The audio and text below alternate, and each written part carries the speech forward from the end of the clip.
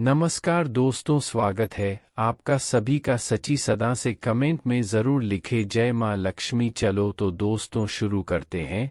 शुरू करने से पहले हमारी छोटी सी विनती है, वीडियो लाइक करें और चैनल को सब्सक्राइब करें। भारतीय समाज में अक्सर स्त्री वर्ग के लिए लक्ष्मी शब्द का प्रयोग किया जाता है। जब घर में नवजात बच्ची पैदा होती है तो उसे लक्ष्मी आगमन का शुभ संकेत माना जाता है। जब घर में नई बहू का गृह प्रवेश करवाया जाता है तो उसे घर की लक्ष्मी यानी गृहलक्ष्मी कहा जाता है। क्या वास्तव में महिलाएं मां लक्ष्मी का रूप होती हैं? शास्त्रों से जाने महिलाओं के कौन से गुण उन्हें बनाते हैं लक्ष्मी? श्री मतलब खूबसूरती। यहाँ गीता में इसका अर्थ शारीरिक खूबसूरती नहीं है, जिसे महिलाएं क्रीम, पाउडर, लिपस्टिक आदि लगाकर बनाए रखती हैं। इस तरह की खूबसूरती कृत्रिम है। श्री प्राकृतिक खूबसूरती है, जिसे संस्कृत में वर्चास कहा जाता है। चेहरे पर वर्चास सही मार्ग अपनाकर लाया जाता है।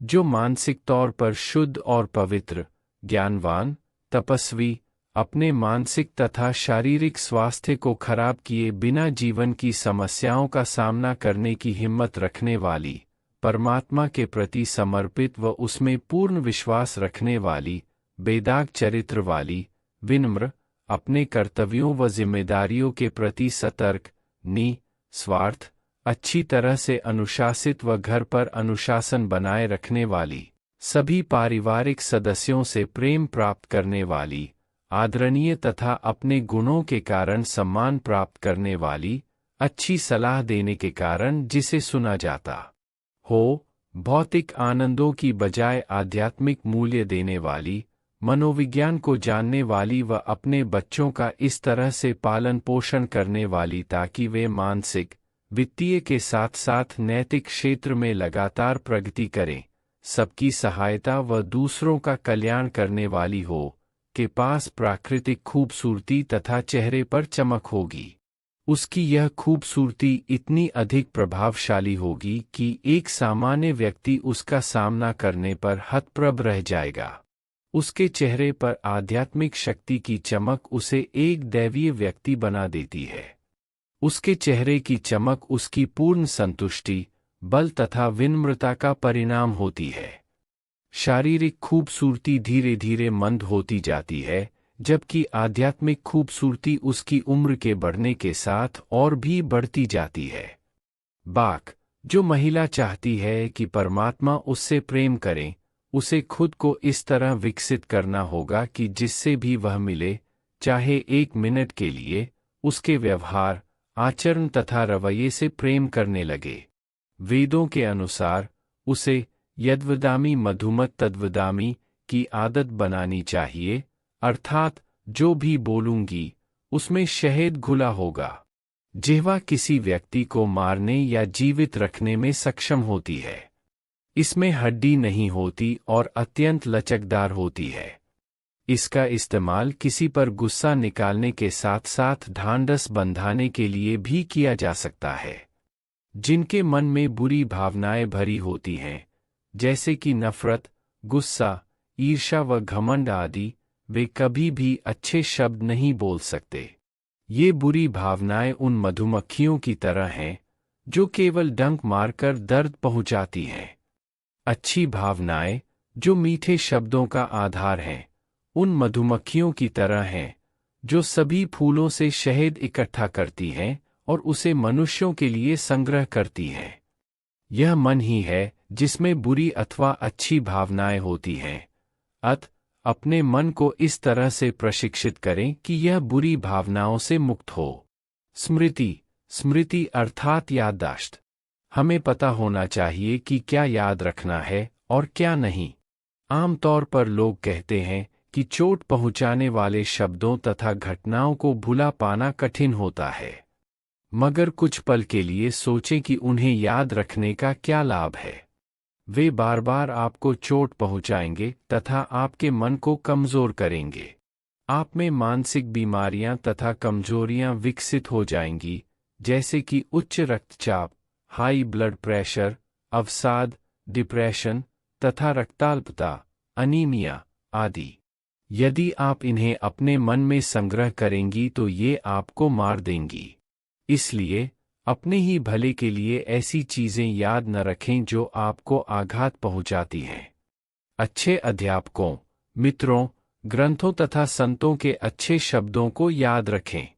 वे आपको प्रेरणा तथा कठिन समय में मार्गदर्शन देंगे। भगवान वाल्मीकि जी के अनुसार भगवान श्री राम जी के सर्वश्रेष्ठ गुणों में से एक यह था कि वे सैकड़ों बुरी चीजें याद नहीं रखते थे, लेकिन एक भी अच्छी चीज नहीं भूलते थे जो उनके साथ की गई हो। ऐसे ही गुणों ने उन्हें महान बनाया। मेधा, बुद्धि एक ऐसी साधारण प्रवृत्ति है जो जानवरों तक में पाई जाती है। बुद्धि से श्रेष्ठ है धी, जो ज्ञान, कर्म, चिंतन, समीक्षा तथा अनुभव का परिणाम है, मगर फिर भी मेधा श्रेष्ठ है।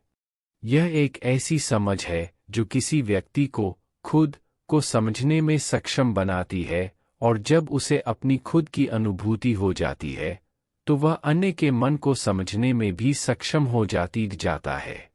मनुष्यों से समझदारी पूर्ण तरीके से निपटने के लिए इस तरह की समझ अत्यंत आवश्यक है।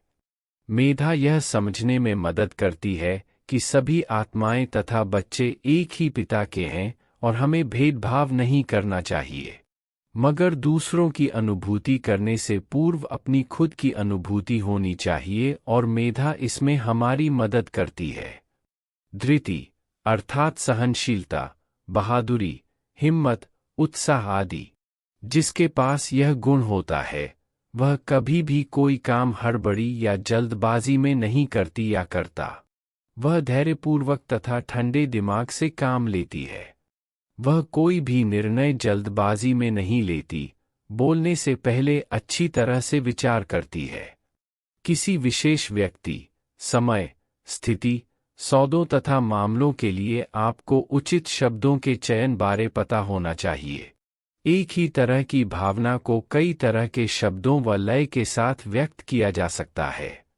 ऐसा केवल तभी किया जा सकता है जब व्यक्ति को इन सभी चीजों बारे अच्छी जानकारी हो। घरों में अधिकतर समस्याएं अधीरता के परिणामस्वरूप होती हैं। हम हमेशा जल्दबाजी में होते हैं। परमात्मा हर किसी को उसके कर्म के अनुसार देता है। हमें परमात्मा पर विश्वास होना चाहिए तथा सभी चीजों का समाधान उन पर छोड़ देना चाहिए। क्षमा अर्थात सहनशीलता तथा माफ कर देना। जब कोई हमारे पास आता है और बेवकूफ़ी भरी बातें करता है तथा हम उसके दुर्व्यवहार पर प्रतिक्रिया नहीं देते तो हम क्या करते हैं? हम उसे सहन करते हैं।